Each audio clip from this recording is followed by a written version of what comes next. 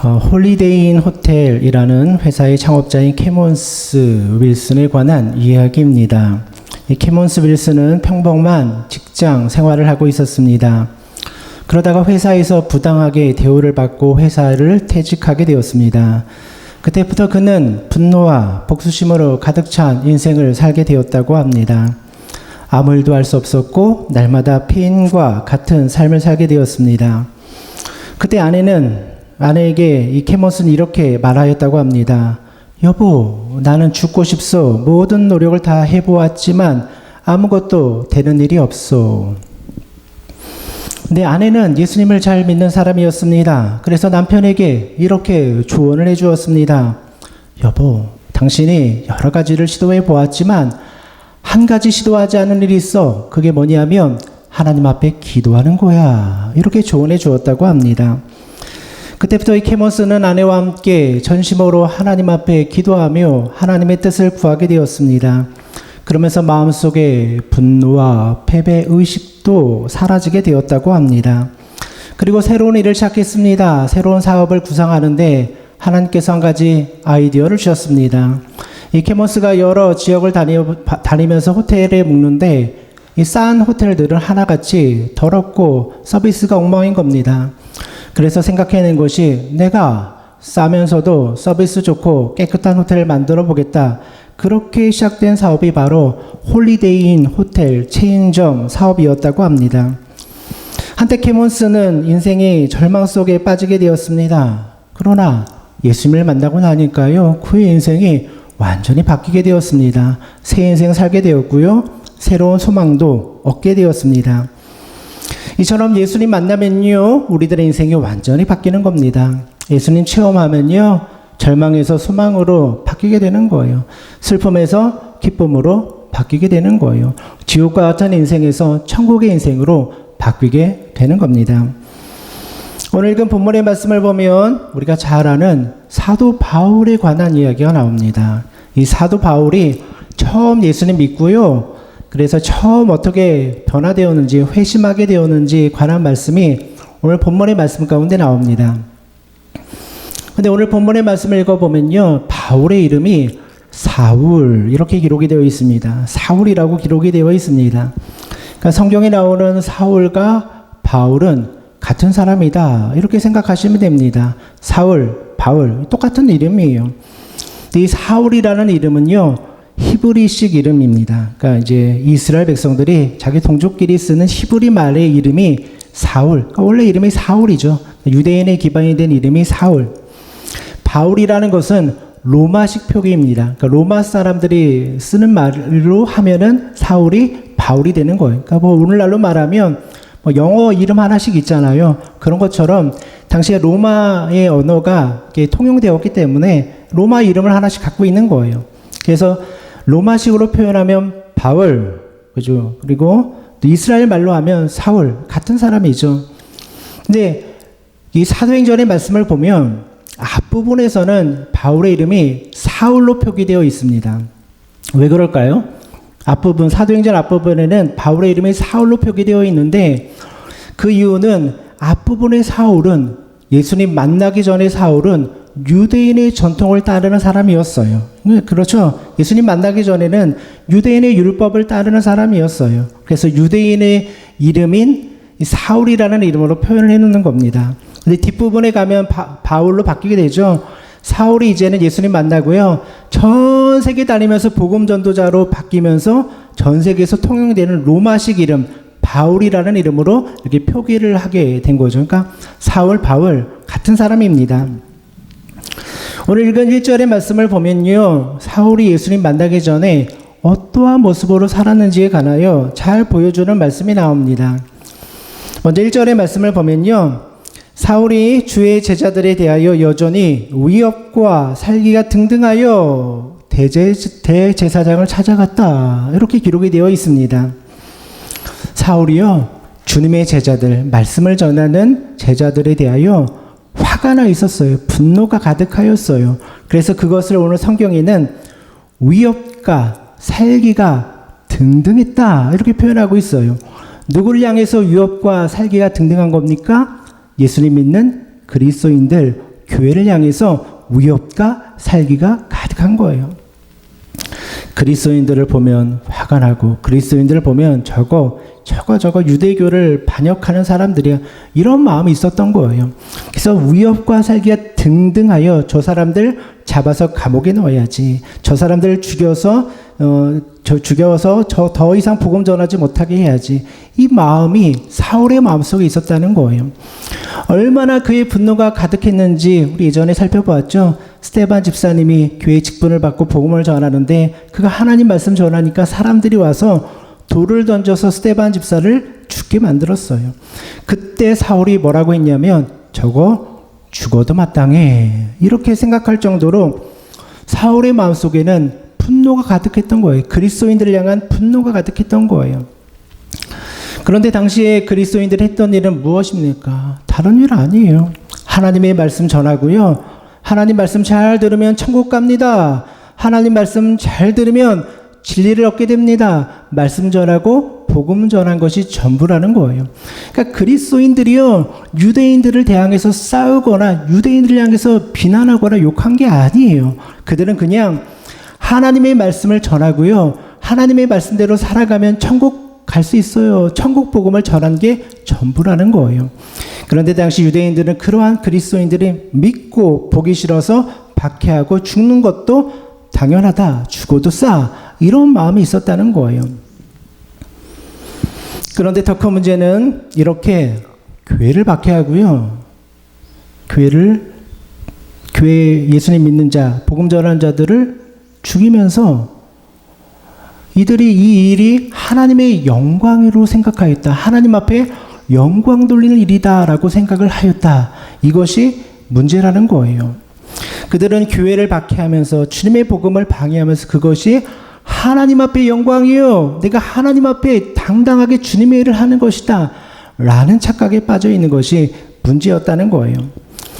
예수님을 만나기 전에 사울은요, 하나님의 말씀 복음을 몰랐기 때문에 눈이 가려져 있고요, 귀가 막혀 있었던 거예요. 눈이 가려져 있는 사람은요, 아무리 진리를 보여주어도 진리를 깨닫지 못하는 거예요.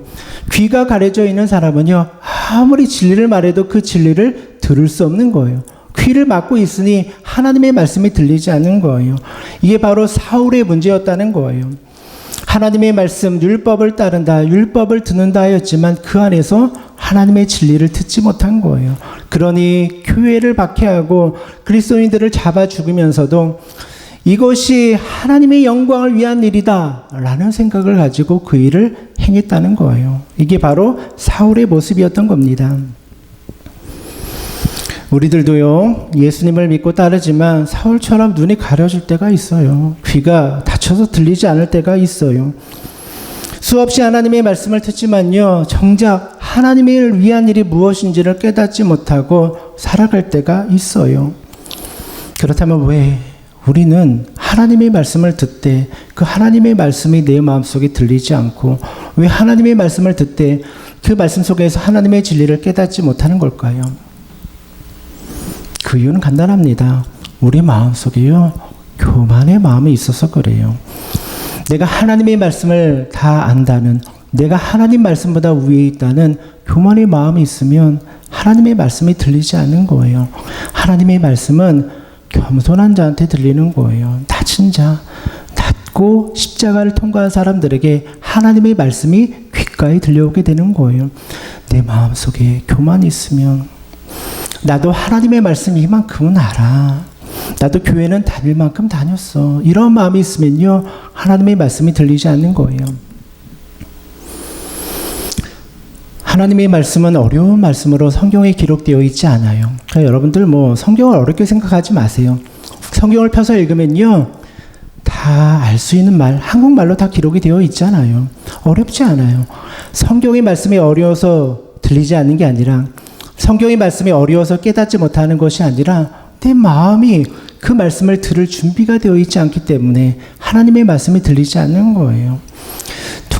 누구나 한글만 알면 그냥 성경을 펴서 읽으면요, 하나님의 말씀 다 깨달을 수 있어요. 누구에게나 들을 수 있는 하나님의 말씀 쉽게 다 전해 주신 거예요.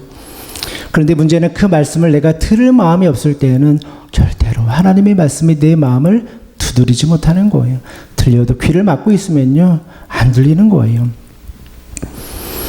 요한복음 1장 1절의 말씀을 보면 태초에 말씀이 계시니라. 이 말씀이 하나님과 함께 계시니. 이렇게 기록하고 있어요. 태초에 하나님의 말씀이 하나님과 함께 있었다. 이 말이 무슨 말이냐면 예수님이요, 말씀인데 말씀이신 예수님이 하나님과 함께 하셨다. 이러한 뜻이에요. 다시 말해서 예수님이 누구인가? 말씀이 육신이 되어 이 땅에 오신 분이 예수님이라는 거예요. 그러니까 여러분, 예수님이 누군가? 말씀 자체가 예수님이다. 이렇게 생각하시면 돼요. 예수님은요, 말씀 자체. 그러니까 말씀이 예수님이에요. 여러분, 우리가 어떻게 예수님을 알고 어떻게 예수님을 만날 수 있어요?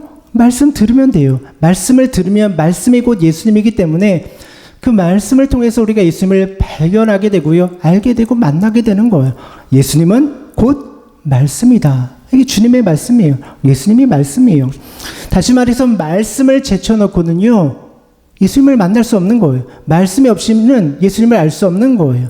그러니까 말씀을 듣는 것이 그만큼 중요하다는 거예요. 하나님의 말씀을 겸손하게 듣는 것이 그만큼 중요하다는 거예요. 말씀을 듣지 않으면 그 안에서 예수님을 발견할 수도 없을 뿐더러 예수님을 만날 수도 없고 진리가 무엇인지도 알 수 없고 예수님의 뜻이 무엇인지도 알 수 없는 거예요. 그래서 우리는 말씀을 생명과 같이 여기는 거예요. 말씀 안에 진리가 있고 말씀 안에 예수님이 있기 때문에. 그런데요, 사울은 이 말씀을 무시했어요. 듣지 않았어요. 귀를 닫고 듣지 않고 눈을 감고 보지 않았어요. 왜 그랬을까요? 이유는 간단해요. 사울이 유대인의 정통에 미어있는 사람이었기 때문이에요. 예루살렘의 전통, 유대인의 전통, 바일렌의 전통, 율법을 따르는 사람들. 기도할 때는 이렇게 해야 돼. 성전에 사람 예배 드릴 때는 이렇게 해야 돼. 율법에 다 기록이 되어 있거든요. 안식일에는 노동하면 안 돼. 일하면 안 돼. 그 율법이 다 적혀 있거든요. 그것 따라야지 하나님 뜻 따르는 거야. 이게 바로 유대인의 전통이에요. 이 사울이 가지고 있던 생각이에요. 예수님이 복음을 주셨는데 사울의 눈에는요, 보이지 않는 거예요. 왜 그래요? 그의 유대인의 전통이 눈을 가려봤기 때문에. 여러분, 우리들도 마찬가지예요. 하나님의 말씀은 진리인데 왜 말씀이 보이지 않고 왜 말씀이 들리지 않을까요? 간단해요. 내 사고방식과 생각이 그 말씀보다 앞서 있기 때문이에요. 내가 살아온 신앙의 전통이 있잖아요. 내가 살아온 신앙의 방식이 있잖아요. 그게 하나님의 말씀보다 위에 있는 거예요. 그래서 하나님의 말씀이 보이지 않도록 그 전통이 나를 가려버리는 거예요. 사울도요, 율법을 따르는 것이 하나님의 뜻인지 알았어요. 그런데 그 율법이 하나님의 말씀을 보지 못하게 만들고 듣지 못하도록 가려버리는 역할을 한 거예요.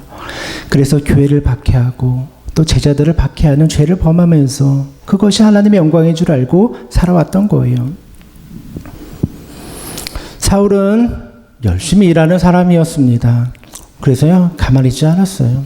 공문서를 발급받아서 대제사장을 찾아가서 공문서를 발급받아가지고요, 다마스쿠스라는 이 다메섹에 가서 예수 그리스도를 믿는 제자들을 잡아오겠다. 공문서를 발급받은 거예요. 이제 대제사장의 공문서를 발급받았으니 이것만 가져가면 그리스도인들 다 반역자로 다 감옥에 쳐넣을 수 있는 거예요. 그 공문서를 들고 의기양양해가지고 다메섹으로 향하여 가고 있었던 거예요. 행동하는 사람이에요. 가만히 있지 못하는 거예요. 내가 이 교회에서 주님의 복음을 전하는 자들, 예수 그리스도의 복음을 전하는 자들을 다 잡아서 감옥에 넣으리라. 이게 사울의 계획이었어요. 다메섹으로 가는 길 가운데 놀라운 경험을 하게 됩니다. 오늘 보면 3절 한번 볼까요? 3절 말씀은 제가 한번 다시 읽어볼게요. 3절 말씀. 사울의 길을 가다가 다메섹에 가까이 이르더니 호련히 하늘로부터 빛이 그를 둘러 비추는지라. 오늘 3절의 말씀을 보면 사울이 길을 가다가 호련히 하늘로부터 빛이 그를 둘러 비추는 체험을 하게 됩니다.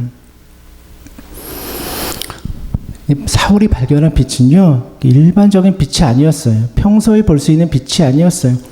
너무나 밝아서 도저히 쳐다볼 수 없는 이 강렬한 빛을 보게 되었어요. 근데 나중에 보니까 그 빛이 누구였습니까? 부활하신 예수 그리스도. 다메섹으로 가는 길 가운데 거대한 밝은 빛을 발견했는데 그 속에서 예수 그리스도를 만나게 된 거예요. 그동안 사울은요, 예수님이 무덤에 있는 줄 알았어요. 로마 군사들에게 창에 찔리고 십자가에 달려서 무덤에 있는 줄 알았어요. 죽은 사람인 줄 알았어요. 그런데 다메섹으로 가는 그 길가에서 부활의 주님을 만난 거예요. 빛으로 오신 주님을 만난 거예요. 나는 예수님이 죽었다 생각해서 예수님 전하는 자들 다 감옥에 쳐넣으러 다메섹으로 가고 있는데 그 부활의 주님을 눈으로 직접 보게 된 거예요. 체험하게 된 거예요. 귀로 듣고 소문으로 들었던 예수님이 아니라 직접 내가 만난 예수님을 길가에서 체험하게 된 거예요. 만나게 된 거예요. 여러분, 왜 예수님께서 사울을 만나실 때 빛의 모습으로 그를 만나 주었을까요? 이유는 간단해요. 빛이 무엇입니까? 빛은 그 안에 있는 모든 어두움을 드러내는 게 빛이에요. 빛이 비치면요, 사람 안에 있는 모든 죄가 드러나게 되었어요. 모순이 드러나게 되어 있어요. 불합리가 드러나게 되어 있어요. 그 안에 있는 악한 마음들이 다 드러나게 되어 있어요. 그래서 예수님이 사울을 만날 때 빛으로 만나주신 거예요.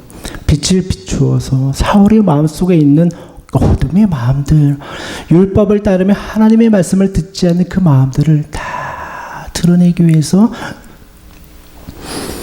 빛으로 예수님이 그를 만나주신 거예요. 오늘 우리도 마찬가지예요, 여러분. 예수님이 우리를 찾아올 때요, 똑같이 빛으로 우리를 찾아와 주시는 거예요. 그래서 우리 안에 있는 연약함들을 주님은 다 드러내 주시는 거예요. 그게 예수님의 역할이에요. 예수님이 오시면요, 다 밝혀지는 거예요. 드러나는 거예요. 이게 바로 예수님이 빛으로 오신 이유라는 거예요. 사울은 예수님을 만났을 때 그 앞에서 모든 것이 다 무너지게 됩니다. 오늘 본문 4절 한번 읽어볼까요? 제가 다시 한번 읽어볼게요. 4절입니다.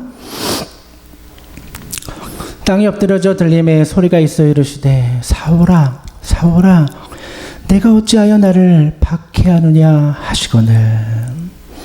4절의 말씀을 보니까요, 사울이 빛으로 오신 예수님 앞에 어떻게 되었습니까? 엎드러졌더라. 그렇게 기록하고 있어요. 땅에 엎드러졌더라. 사울은 예수님을 만났을 때 그 자리에서요, 모든 것이 다 무너졌어요. 조금 전까지 사울이 어떠한 모습이었습니까? 위협과 살기가 등등하여 다메섹에 있는 그리스도인들을 다 잡아서 감옥에 넣으리라. 그게 사울의 모습이었어요.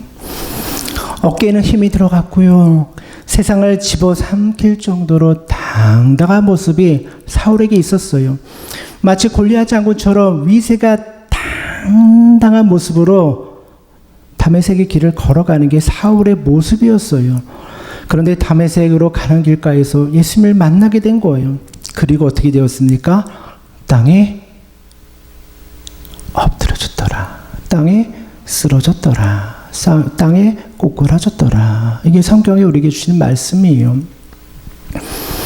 우리들의 인생도요, 때때로 위협과 살기가 등등해가지고요, 내가 이거 이루리라 당당하게 살아갈 때가 있어요. 하나님, 이게 하나님의 영광을 위한 일이잖아요. 당당하게 위협과 살기가 등등할 때가 있어요. 그런데 예수 그리스도를 만나면요, 다 무너지는 거예요. 여러분, 사람을 무너뜨리는 건요, 논리도 아니고요, 철학도 아니고 다툼도 아니고요, 오직 예수 그리스도가 그 사람을 무너뜨리는 거예요. 사울을 무너뜨린 건요, 논리가 아니에요. 그를 설득한 것도 아니에요.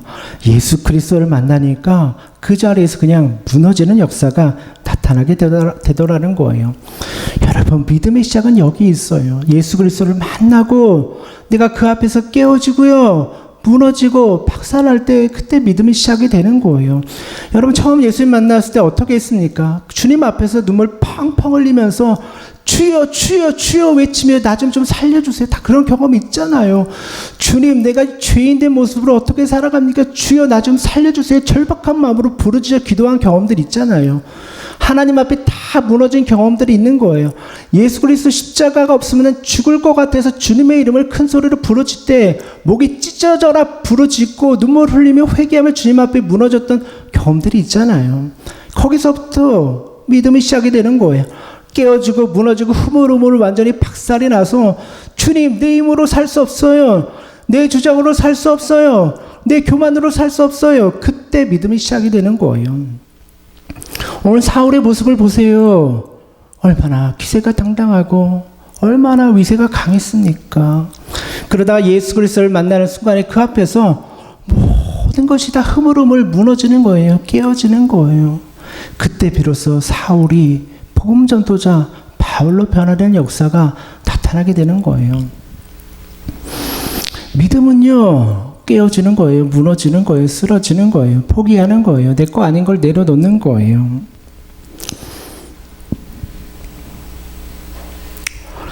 인도의 선교사 썬다싱, 이름 한 번씩 들어보셨을 거예요. 썬다싱, 그 인도에서 선교하셨던 분인데요. 이분이 본래는 힌두교를 믿는 사람이었다고 해요. 인도는 다 힌두교잖아요. 다 힌두교 믿는 사람이었잖아요. 썬다싱도 이 힌두교를 믿는 사람이었어요. 그러다 예수 그리스도를 믿게 되었고 인도에서 복음을 전하는 이 선교사가 되었어요. 하루는 이 썬다싱이 영국에 와가지고요, 사람들과 교제할 시간이 있었다고 해요. 영국에 와서 선교 보고도 하는데 한 교수님이 와서요, 썬다싱에게 이렇게 물었어요. 당신은 어떻게 힌두교를 버리고 그리스도인, 기독교인이 될 수 있었습니까? 도대체 힌두교와 기독교가 뭐가 차이가 있길래, 도대체 힌두교보다 기독교가 뭐가 더 좋아가지고 그렇게 회심하고 변화되어서 기독교인이 되었습니까? 이렇게 질문했다고 해요. 그러니까 이 교수님이 듣고 싶었던 대답은 그거죠. 두 종교가 뭐가 다르냐? 뭐가 더 뛰어나냐? 기독교가 뭐가 더 뛰어나가지고 이렇게 변화되었느냐? 그런 논리로 질문한 것 같아요. 근데 썬다싱이 이렇게 대답을 했다고 합니다. 부활하신 예수님이 있기 때문에 저는 기독교인이 되었습니다. 그렇게 대답했다고 해요. 그러니까 이 썬다싱은요, 논리로 이야기하지 않았어요. 힌두교랑 기독교를 비교해가지고요, 기독교가 더 좋으니 내가 그 철학과 그 논리에 내가 매료되어서 기독교인이 되었습니다. 이렇게 얘기하지 않았다는 거예요.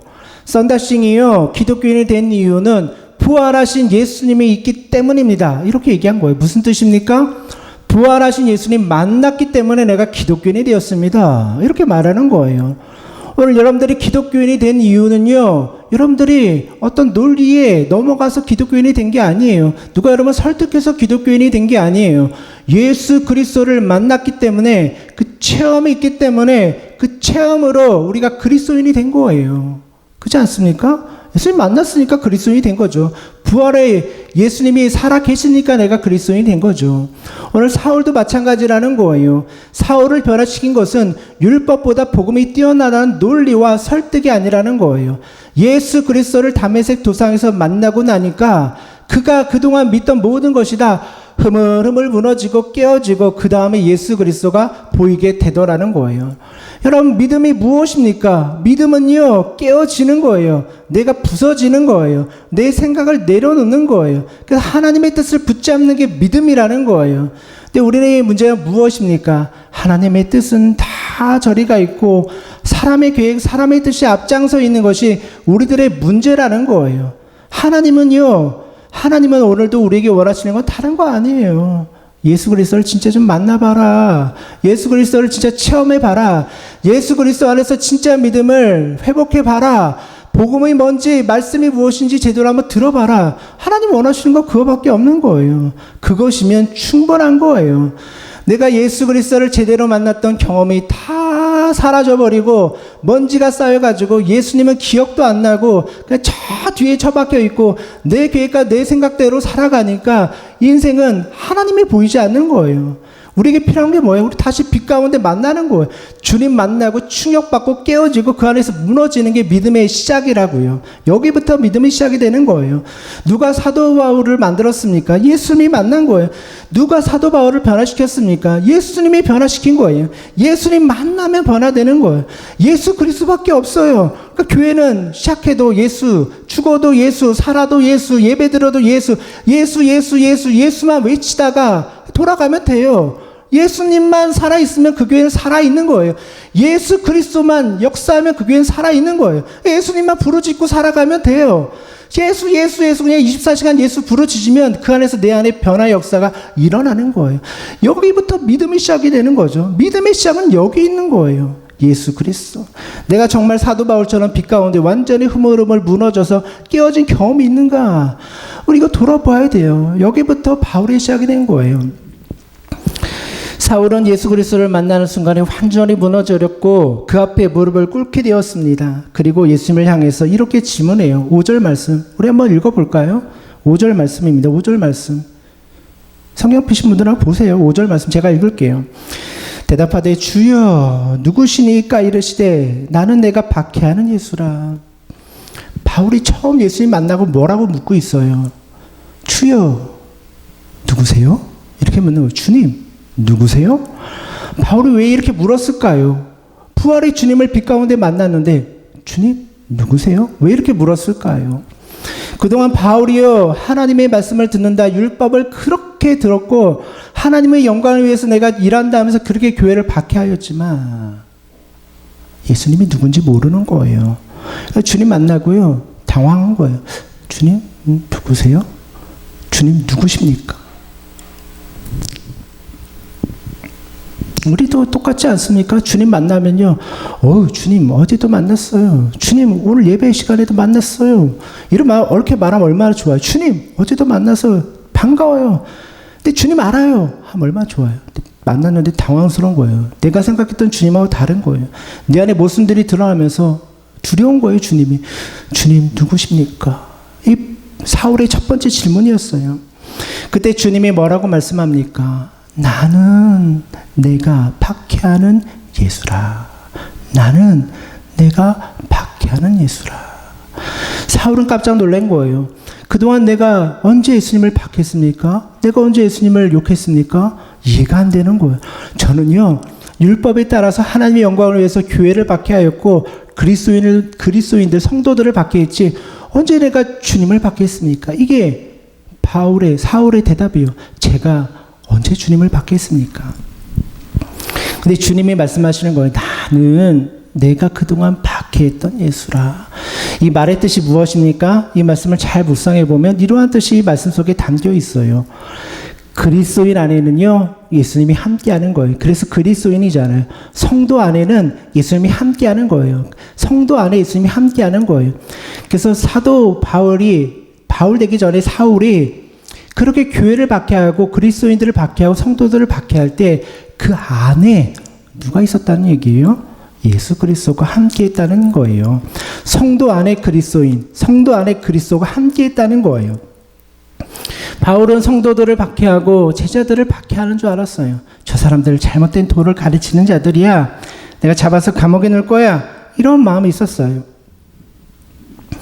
그러나 예수님의 마음은 어때요? 그 그리스도인들 안에, 그 성도들 안에 예수 그리스도가 함께하고 있었다는 것. 이게 중요한 포인트예요.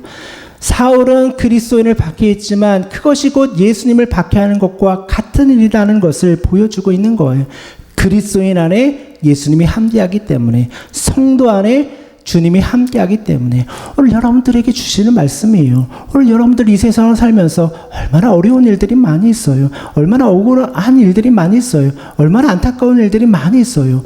그때 주님이 우리에게 동일하게 말씀하여 주시는 거예요. 너희들이 힘들지, 너희들이 박해받지, 너희들이 고통받지, 그 안에 내가 함께하고 있어. 그리스도인을 박해하는 거는 예수님을 박해하는 것과 같아. 그거 안 되는 일이야. 주님이 여러분에게 주신 말씀이에요. 여러분 안에 그리스도가 함께하기 때문에 여러분은 존귀한 자가 되는 것이고 여러분 산 같은 자가 되는 것이고 여러분을 대적할 자가 없다. 주님이 그렇게 말씀하여 주시는 거예요. 여러분 안에 그리스도가 함께하는 거예요. 그러니까 여러분들을 욕하고 여러분들을 박해하면요, 그건 예수님을 욕하고 예수님을 박해하는 것과 같은 것이다. 이 주님의 말씀이라는 거예요. 그래 우리에겐 담대함이 생기죠. 아, 그리스도인에게는 주님이 함께하는구나. 성도에게는 주님이 함께하는구나. 마음의 위로가 되잖아요. 오늘 사울을 통해서 주님이 그걸 가르쳐 주는 거예요. 그동안 교회가 박해받으면서 얼마나 어려움이 많았습니까? 그러나 그 모든 일들 가운데 예수 그리스도는 함께하고 있었다는 거예요. 스데반 집사가 돌에 맞으면서 머리가 터지고 피를 흘리며 죽어갈 때 주님은 그 스데반 집사와 함께하고 있었다는 거예요. 이게 주님의 메시지라는 거예요. 고난받고 어려운 가운데 있는 성도들이 있느냐? 요즘 얼마나 어려워요. 코로나 때문에 얼마나 어려워요. 그런 고난과 어려움 속에 있을 때 주님이 말씀해 주시는 거예요. 내가 그 고난과 아픔 속에 함께하고 있다. 이것이 우리에게 얼마나 큰 위로가 됩니까? 그러니까요, 사울이 교회를 박해하고 성도들을 박해한 것은 사실은 예수님의 마음을 아프게 하고 있는 것이었어요. 사울은 그것을 깨닫지 못한 거죠. 사울의 눈이 닫혀 있으니까 깨닫지 못한 거예요. 사울은 예수님을 빛 가운데 만난 다음에 일어난 일이 뭐예요? 그 빛이 너무나 밝아가지고 눈이 가려져 버린 거예요. 사울의 모습이 어땠습니까? 기세가 등등해가지고 내가 그리스도인들 다 잡아 죽이리라 다메섹을 향해서 공문을 들고 달려가고 있는데 빛 대신 주님을 만난 다음에 그 앞에 꼬꾸라친 다음에 사울의 어떤 모습이 됩니까? 눈을 뜨지 못하는 거예요. 그래서 어떻게 돼요? 다른 사람이 그를 질질 끌고 가지 않으면 걸어가지도 못하는 지형이 되어버린 거예요. 빛 대신 주님을 만난 다음에 그가 무너지고요. 주님은 그의 눈을 닫아버렸어요. 너 보지 못하는 사람이 될 거야. 여러분 이 세상에서 앞을 보지 못하면요 걸어가지도 못해요. 혼자 생활할 수 없는 거예요. 주님이 이 모습을 통해서 무엇을 보여줍니까? 사울의 자신의 모습을 보여주는 거예요. 네가 그렇게 기세 등등하게 살아갔지. 그러나 주님 없이는 한 걸음도 걸어갈 수 없는 인생이야. 가다가 꼬꾸라지고 가다가 부딪히고 가다가 자빠질 수밖에 없는 것이 인생의 모습이야. 이것을 보여주기 위하여 그의 눈을 가려버리고 그죠? 다른 사람의 부축을 받아서 겨우겨우 다메섹으로 걸어가도록 만든 거예요. 위세에 당당하던 바울이 주님의 빛을 만난 다음 꼬꾸라지고 앞을 보지 못해서 기어 다메섹으로 가게 만든 거, 이게 하나님의 역사라는 거예요. 우리도 주님 만나면요 다 무너지게 되어 있어요. 하나님 앞에 누가 서겠어요? 하나님의 영광의 빛 앞에 누가 당당히 서겠어요? 하나님이 말씀하시면 다 꼬꾸라지고요, 다 무너지고 다 깨어지는 거예요. 이게 교회예요. 하나님의 역사 앞에서는요 다 잠잠해야 돼요. 하나님의 역사 앞에서는 다 겸손해야 돼요. 이게 교회라는 거예요. 하나님께서는 이 사울의 모습을 통해서, 기세 등등하던 사울의 모습을 통해서 이거 보여주는 거예요. 이렇게 무너질 때 그 위대한 사도 바울이 여기서 탄생하게 되었다. 꼬꾸라지고 박살난 그 자리에서 위대한, 그죠? 신약 성경에서 사도 바울보다 위대한 사도가 어디 있어요? 없어요. 사도 바울보다 신약 성경 많이 쓴 사람이 어디 있어요? 사도 바울보다 교회 많이 세운 사람이 어디 있어요? 없어요.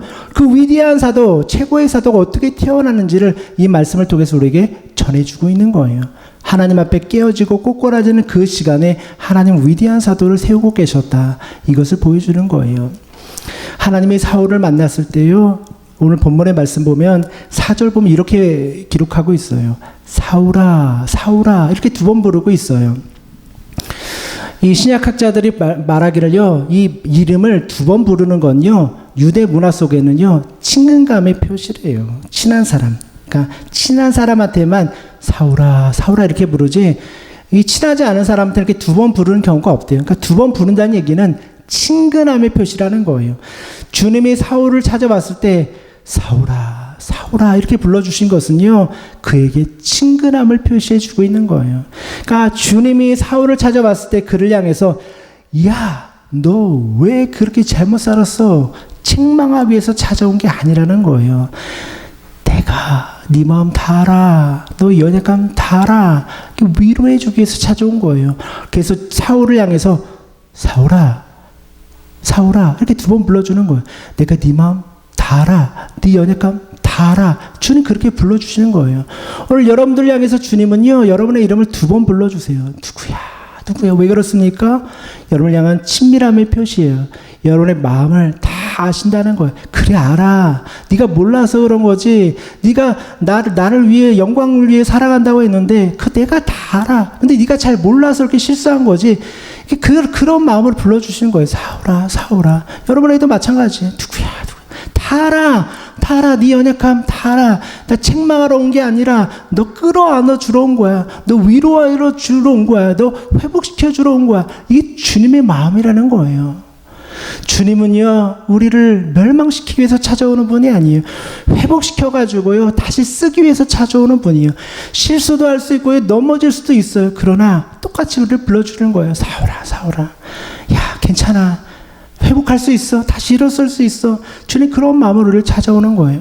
우리는 어떻게 하면 됩니까? 주님 우리 아버지잖아요. 편하게 하면 돼요. 주님 잘못했어요. 주님 실수했어요. 그리고 주님 앞에 나가서 눈물로 회개하면 하나님 회복시켜 주시고 다시 쓰는 거예요. 주님이 아버지이기 때문에 뭐든지 구하라고 했잖아요. 다 구하면 돼요. 구하면요, 주님이 다 품어주시고 위로해 주는 거예요. 이게 교회예요. 이게 교회예요. 판단하고 뭐 할 게 없는 거예요. 그냥 다 끌어안는 게 교회예요. 교회는요, 다 끌어안는 거예요. 서로 그냥 끌어안는 거예요. 1시간 기도라는 책을 보면 한 선교사님의 이야기가 나와요. 멕시코에서 일하는 선교사님인데 멕시코에서 이렇게 막 핍박받던 한 아이가 있었대요. 막 가정에서 폭행당하고 뭐 밥도 못 먹고 굶주리고 이렇게 사는 아이가 있어가지고 이 아이를 선교사님이 구출해내가지고 자기 딸로 입양을 했대요. 딸로. 상처가 얼마나 많겠어요. 아버지한테 맨날 맞고 먹지도 못하고 이런 아이 선교사님 딸로 데리고 와서 잘 시켜주고 잘 입혀주고 그리고 그렇게 이야기했대요. 딸아이한테 이제 아버지야. 선교사님의 아버지야. 그러니 뭐든지 필요한 거 있으면 구해. 이렇게 얘기를 했더래요. 근데 이 딸아이가 선교사님한테 몇 달이 지나도 아무것도 구하지 못하는 거예요. 필요한 거 있어도 얘기하지 못하는 거예요. 왜 그래요? 한 번도 사랑을 받지 못했기 때문에 뭐 구했다가 쫓겨나면 어떡해. 전에 아버지는 뭐 구하면 후드러 팼는데 선교사님한테 뭐 구했다가 쫓겨나면 어떡해. 이 두려움의 마음이 있어서 아무것도 구하지 못하고 3개월을 지나더라는 거예요. 그러던 어느 날 이 딸아이가 선교사님한테 와가지고 조용히 이렇게 얘기하더래요. 귀에 대고 아빠 신발끈 하나가 필요해요. 이렇게 이야기하더라는 거예요. 그때 이 선교사님의 마음이 얼마나 감격했는지 모른다는 거예요. 딸아이가 신발끈 하나 구하는 모습을 보면서 야, 네가 이제 나를 아빠로 생각하는구나. 나를 이제 편하게 생각하는구나. 진짜 아빠로 생각하는구나. 그 마음이 들어서 감격하고 감사하고 그 자리에 울었다고 해요. 여러분, 아버지는 그런 거예요. 아버지는요, 딸아이가 와가지고 뭐든지 구하면 그게 좋은 거예요. 다 품어주고 안아주는 거예요. 거기다 대고 혼내고 혼쭐을 내고 쫓아내는 아버지는 하나도 없더라는 거예요. 그래, 네가 뭐 필요해서 구하는 거지. 내가 다 알아. 네 마음 다 알아. 이게 주님의 마음이라는 거예요. 오늘 사울에게도 똑같은 마음인 거예요. 사울이요, 집 나가는 어린 아이처럼 방황하면서 주님 품을 떠나 있었지만 주님은 다 아신다는 거예요. 네 마음 다 알아. 네가 왜 그렇게 했는지 다 알아. 네가 왜 그런 행동을 했는지 다 알아. 그러니 이제는 그거 다 내려놓고 내 앞으로 와. 이 주님의 마음이라는 거야. 그래서 사울아, 사울아 2번 부르더라는 거예요. 교인들을 향해서, 성도들을 향해서 주시는 주님의 마음은 다 똑같아요. 아버지의 마음이에요. 성도들, 교회 힘들게 생활하는 모든 성도들, 교인들, 주님이 주시는 마음은 다 똑같아요. 내가 다 알아. 다 아니까 힘들지? 내가 위로해 줄게. 그래서 교회에서 예배 드리면서 찬양 부르면서 말씀 들으면서 위로를 얻는 것이 바로 교회예요. 하나님의 품에 안기는 게 교회예요. 그리고 사울처럼 다시 주님을 빛 가운데 만나서 내 연약함들을 다 드러내고 고백하고 나가는 게 바로 교회라는 거예요. 그거면 충분하죠. 그게 바로 복음의 시작이고 믿음의 시작이라는 거예요. 사랑하는 성도 여러분, 오늘 주님께서는 여러분의 이름도 불러주세요. 여러분들 이름 불러주실 때 그 음성 들으시고요, 마음의 위로를 얻으시고 어려운 시기를 잘 극복해 나가시는 우리 성도님들 되시기를 주님의 이름으로 축원드립니다.